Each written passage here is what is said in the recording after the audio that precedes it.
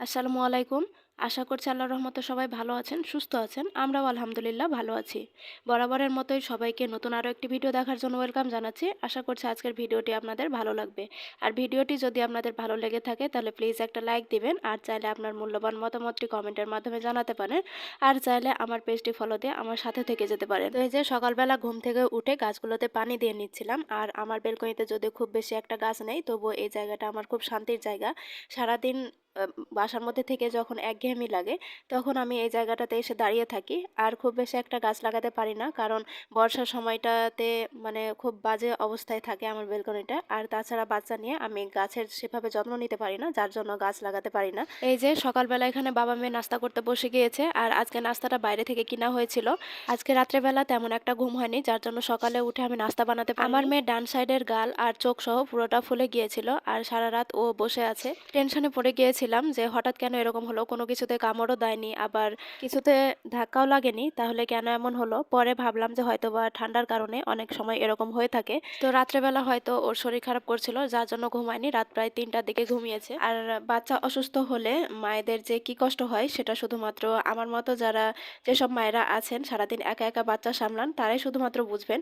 আর আমার মেয়ে একটাই সমস্যা হচ্ছে, ওর যদি কোনো কিছু হয়ে থাকে তাহলে রাত্রে একদমই ঘুমাবে না, সারা রাত আমাকে জাগিয়ে নিয়ে বসে থাকবে। এর মধ্যে মানহার বাবা আবার সকালবেলা এই যে মাছগুলো কিনে নিয়ে এসেছিল, তো এতগুলো মাছ দেখে তো আমার মাথা ঘুরে গিয়েছে। একে তো মানহা বুড়ি অসুস্থ, তারপর আমি এই মাছগুলো কিভাবে কাটা বাছা করব। যাই হোক, আমাদের পাশের ফ্ল্যাটে একজন আঙ্কেল আর আন্টি ভাড়া থাকেন। তো আঙ্কেল যখন দেখেছেন যে মানহার বাবা মাছ কিনেছে আর মানহা এরকম অসুস্থ, ওরা প্রায় খোঁজ খবর রাখেন মানহার। তো সেই সময় আঙ্কেল হচ্ছে আন্টিকে মানে পাঠিয়ে দিয়েছিল মাছ কাটা বাছা করে দেওয়ার জন্য। তো যার জন্য আমার খুব একটা সমস্যা হয়নি, আমি আন্টির সাথে মাছগুলো কেটে বেছে নিয়েছি।